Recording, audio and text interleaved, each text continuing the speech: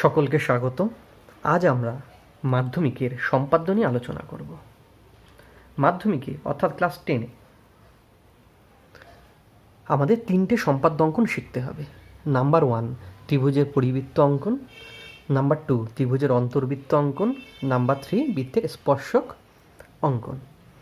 এই 3টের মধ্যে সর্বাপেক্ষা গুরুত্বপূর্ণ এবং প্রথম সম্পাদ্য আমাদের সিলেবাসের ত্রিভুজের পরিবৃত্ত অঙ্কন আজ আমরা শিখব। ত্রিভুজের পরিবৃত্ত অঙ্কন শেখার আগে আমাদের যে দুটো বিষয় সম্পর্কে ধারণা থাকা প্রয়োজন, 1 নম্বর ত্রিভুজ কী, 2 নম্বর ত্রিভুজের পরিবৃত্ত কী। ত্রিভুজ কী এটা নিয়ে আলোচনা করার আমার মনে হয় কোনো প্রয়োজনীয়তা নেই, কারণ ত্রিভুজ কী এটা আমরা প্রত্যেকে খুব ভালোভাবে জানি। কিন্তু ত্রিভুজের পরিবৃত্ত কী এই সম্পর্কে ধারণাটা আমাদের ক্লিয়ার করা দরকার। ত্রিভুজের পরিবৃত্তের মধ্যে কিন্তু আমরা দুটো ওয়ার্ড দেখতে পাচ্ছি, 1 ত্রিভুজ, 2 বৃত্ত। অর্থাৎ বুঝতেই পারছি ত্রিভুজের পরিবৃত্ত বলতে ত্রিভুজের সঙ্গে সম্পর্কিত কোনো বৃত্তের কথাই বলা হচ্ছে। ত্রিভুজের সঙ্গে কিভাবে সম্পর্কিত বৃত্ত না, কোনো ত্রিভুজের 3টে শীর্ষবিন্দু দিয়ে যদি কোনো বৃত্ত অঙ্কন করা হয় তবে ওই বৃত্তটাকে ওই ত্রিভুজের পরিবৃত্ত বলা হয়। এবার আমরা চিত্রের সাহায্যে ত্রিভুজের পরিবৃত্তের ধারণাটা ক্লিয়ার করে নিই।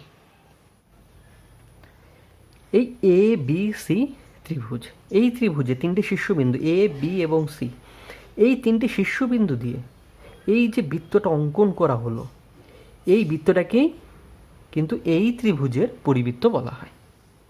আর এই পরিবৃত্তের যেটা কেন্দ্র সেটাকে বলা হয় পরিকেন্দ্র, এবং এই পরিবৃত্তের যেটা ব্যাসার্ধ সেটাকে বলা হয় পরিব্যাসার্ধ। তাহলে পরিবৃত্ত সম্পর্কে কিন্তু আমাদের ধারণা হলো ত্রিভুজের পরিবৃত্ত আর কি। এবার এই ত্রিভুজের পরিবৃত্তটা কী করে অঙ্কন করব সেটা আমরা দেখি। ত্রিভুজের পরিবৃত্ত অঙ্কন করতে গেলে প্রথমে নিশ্চয়ই আমাকে একটা ত্রিভুজ অঙ্কন করতে হবে। আর এই ত্রিভুজটা যে কোনো ত্রিভুজ, যে কোনো মাপের একটা ত্রিভুজ হতে পারে, বা আমাকে বলেও দিতে পারে, দুটো বাহুর পরিমাপ দিয়ে একটা কোণ বলে দিতে পারে, বা 3টে বাহুর পরিমাপ বলে দিতে পারে, বিভিন্নভাবে বলে দিতে পারে। তো ত্রিভুজের অঙ্কন করতে আমাদের যেভাবেই বলে দিক না কেন, ত্রিভুজ অঙ্কন করতে কিন্তু আমরা পারি। সুতরাং প্রথমে আমরা একটা ত্রিভুজ অঙ্কন করে নিই।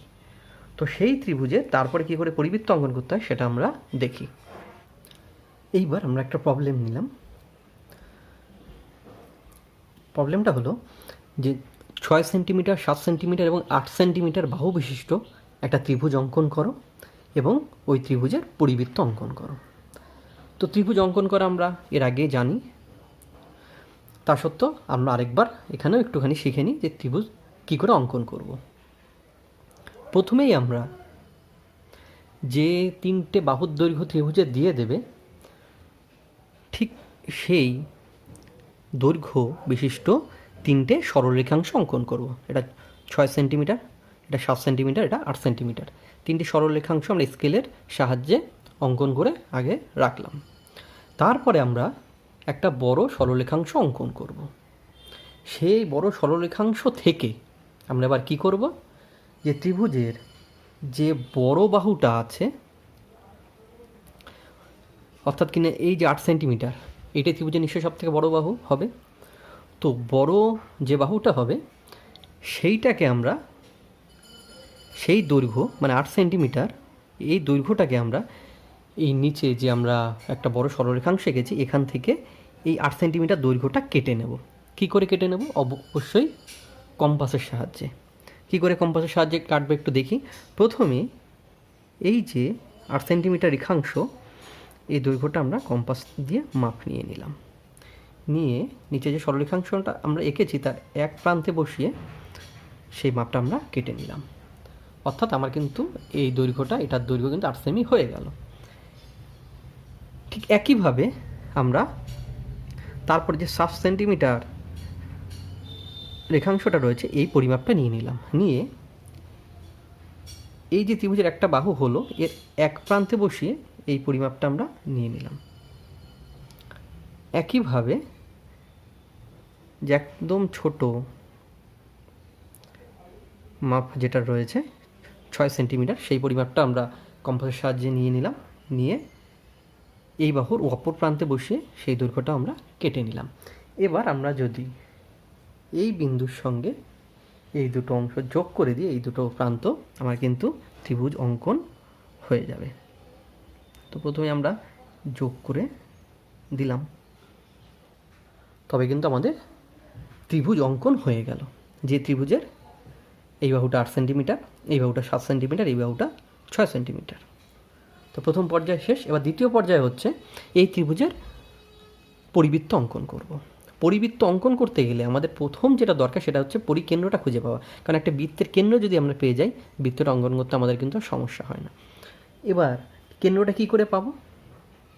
এই যে ত্রিভুজ না, এই ত্রিভুজের যে কোনো দুটো বাহু, এটা আর এটা, অথবা এটা এটা, অথবা এটা এটা, যে কোনো দুটো বাহুর আমরা যদি লম্ব সমদ্বিখণ্ডক অঙ্কন করি, ওই লম্ব সমদ্বিখণ্ডক দুটো যে বিন্দুতে স্পর্শ করবে বা যে বিন্দুতে ছেদ করবে, সেই বিন্দুটাই কিন্তু এই ত্রিভুজের যে পরিবৃত্ত হবে তার পরিকেন্দ্র, সেই ছেদ বিন্দুটাই।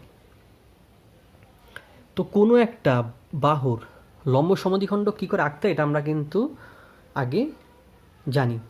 তা সত্ত্বেও আমরা এখানে আরেকবার দেখব যে লম্ব সমদ্বিখণ্ডক আমরা কী করে অঙ্কন করব। আমরা এখানে এই বাহু এবং এই বাহু, এই দুটো বাহুর লম্ব সমদ্বিখণ্ডক অঙ্কন করার চেষ্টা করছি। কি করব? এই যে বাহুটা, এই বাহুর অর্ধেকের বেশি পরিমাপ নিয়ে দুপাশে, এই বাহুর দুপাশে দুটো বৃত্তচাপ অঙ্কন করব। ঠিক একই পরিমাপ নিয়ে এই বাহুর অপর প্রান্তে কম্পাস বসিয়ে বৃত্তচাপ অঙ্কন করলাম। যে দুপাশে দুটো বিন্দুতে ছেদ করলো, এই দুটোকে আমরা যোগ করে দেবো।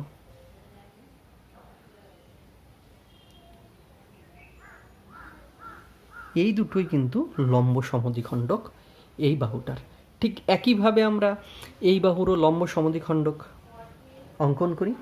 কি করব তাহলে? এই যে বাহুটা, এই বাহুর অর্ধেকের বেশি পরিমাপ নিয়ে দুপাশে বৃত্তচাপ অঙ্কন করব। আবার এই প্রান্তে বসিয়েও নিশ্চয়ই করব। দু প্রান্তে বসিয়ে করার ফলে দুপাশে দুটো যে ছেদবিন্দু পেলাম, এই ছেদবিন্দু দুটো আমরা যুক্ত করে দেব। এই দুটো ছেদবিন্দু যদি যুক্ত করে দিই,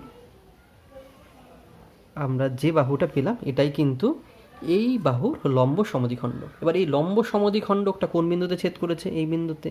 আর একটু আগেই আমরা বললাম যে লম্ব সমদ্বিখণ্ডক দুটো যে বিন্দুতে ছেদ করবে সেটাই কিন্তু এই ত্রিভুজের যে পরিবৃত্ত হবে তার কেন্দ্র, অর্থাৎ এটাই কিন্তু আমার সেই বৃত্তের কেন্দ্র। তো এখানে এবার আমি কি করব? নিশ্চয়ই কম্পাস বসাবো। বসিয়ে তিনটে শীর্ষবিন্দু মিলছে কিনা সেটা দেখব। তিনটেই কিন্তু মেলা উচিত, আশা করি মিলবে। তাও একবার আমরা একটু চেক করে নেব বৃত্তটা আঁকার আগে। হ্যাঁ, এখানে দেখছি এই শীর্ষবিন্দু মাপ অবধি যাচ্ছে। হ্যাঁ, এখানেও এটা স্পর্শ করছে, বা এখানেও করছে। তাহলে কিন্তু আমাদের পরিমাপ ঠিকই নেওয়া হয়েছে সবগুলো, এবং অঙ্কনও আমাদের ঠিক আছে। এবার এইখানে আমি কম্পাস বসিয়ে তিনটে শীর্ষবিন্দু একটু চেক করে নিয়ে আমি বৃত্ত অঙ্কন করে ফেললাম। এবং যে বৃত্তটা অঙ্কন হয়ে গেল আমরা কিন্তু দেখতে পাচ্ছি এটাই কিন্তু কি নিশ্চয়ই পরিবৃত্ত, কারণ এই ত্রিভুজের তিনটে শীর্ষবিন্দু দিয়ে কিন্তু এই বৃত্তটাই অঙ্কিত হয়েছে। তাহলে কোনো একটা ত্রিভুজ যদি আমাকে বলে দেওয়া থাকে তার এই পরিবৃত্ত কী করে অঙ্কন করতে হয় আমরা কিন্তু শিখলাম। এবার যদি আমাকে কোনো সমকোণী ত্রিভুজের পরিবৃত্ত অঙ্কন করতে বলে, আমি কিন্তু সেম প্রসিডিওরেই করতে পারি, কিন্তু সেটা করব না। কারণ সমকোণী ত্রিভুজের ক্ষেত্রে যেটা মজার ব্যাপার, যে অতিভুজটা থাকে না, সমকোণী ত্রিভুজের যে অতিভুজ, সেই অতিভুজের মধ্যবিন্দুটাই না এই পরিকেন্দ্র হয়ে যায়। কি হয়ে যায়? পরিকেন্দ্র হয়ে যায়। আর পরিকেন্দ্র যদি আমরা পেয়ে যাই, আমাদের নিশ্চয়ই আর পরিবৃত্ত অঙ্কন করতে প্রবলেম হওয়ার কথা নয়। তো তার আগে একটু বলে নিই, আমরা যে সম্পাদ্যটা অঙ্কন করলাম পরিবৃত্ত, এর কিন্তু নামকরণটা খুব প্রয়োজনীয়। নামকরণ করতেই হবে। নামকরণটা আগে আমরা একটু করে নিই এখানে। তাহলে নামকরণ করলাম কি, যে এবিসি ত্রিভুজ, এই এবিসি ত্রিভুজের পরিবৃত্ত এবি, একটা নামকরণ করলে ভালো হয়। এখানে সাপোজ মনে করলাম এটাকে আমি এম মনে করলাম, তাহলে এ বি এমসি পরিবৃত্ত আমরা অঙ্কন করলাম, যার কিনা পরিকেন্দ্র কোনটা ও। তাহলে কিন্তু আমরা পরিবৃত্ত অঙ্কন শিখে গেলাম। এবার যেটা বলছিলাম সমকোণী ত্রিভুজের ক্ষেত্রে, সেটা একটু ছবি দিয়ে তোমাদেরকে একটু বোঝানোর চেষ্টা করি। তো প্রথমে আমরা কি করলাম, একটা সমকোণী ত্রিভুজ আঁকলাম। এই সমকোণী ত্রিভুজের পরিবৃত্ত অঙ্কন করতে গেলে আমি কী বললাম, যে এই যে অতিভুজ, নিশ্চয়ই এটা অতিভুজ, এই অতিভুজের যে মধ্যবিন্দুটা হবে সেটাই হবে এর পরিবৃত্তের পরিকেন্দ্র। তাহলে আমার কাজ কি হবে, এই এসিকে, শুধুমাত্র এসিকে এই লম্ব সমদ্বিখণ্ড যেভাবে অঙ্কন করেছি ঠিক সেইভাবে লম্ব সমদ্বিখণ্ড যদি অঙ্কন করি, এর মধ্যবিন্দু কিন্তু আমরা পেয়ে যাব, কারণ এটাই কিন্তু সেই মধ্যবিন্দু, এটাই কিন্তু এই এবি বাহুর মধ্যবিন্দু হয়। তাহলে লম্ব সমদ্বিখণ্ড করলেই এই আমরা এর মধ্যবিন্দুটা আমরা পেয়ে যাব। আর মধ্যবিন্দুটা যদি আমরা পেয়ে যাই, তো সেই বিন্দুতে কম্পাস বসিয়ে কিন্তু এই তিনটে শীর্ষবিন্দু আমরা যোগ করে দিতে পারবো, যেটাই কিনা এই ত্রিভুজের পরিবৃত্ত হবে। তো এটা কিন্তু আর আমি করব না, এটা তোমাদের হোমওয়ার্ক রইল, এটা তোমরা করবে। যে কোনো একটা সমকোণী ত্রিভুজ আঁকবে, অঙ্কন করে তার পরিবৃত্ত অঙ্কন করবে, দেখবে হয় কিনা, নিশ্চয়ই হবে। তাহলে কিন্তু আমরা যে কোনো ত্রিভুজের এবার পরিবৃত্ত অঙ্কন করা শিখলাম। তো আজকের মতো আমাদের ক্লাস এখানেই শেষ করছি। পরের দিন আমরা ত্রিভুজের অন্তর্বৃত্ত অঙ্কন শিখব। আর কারো যদি কোনো রকম কোনো সমস্যা থাকে বা কিছু জিজ্ঞাসা থাকে, তোমরা কিন্তু নিচে কমেন্ট বক্সে জিজ্ঞেস করতেই পারো। তাহলে আজকে এখানেই শেষ করছি।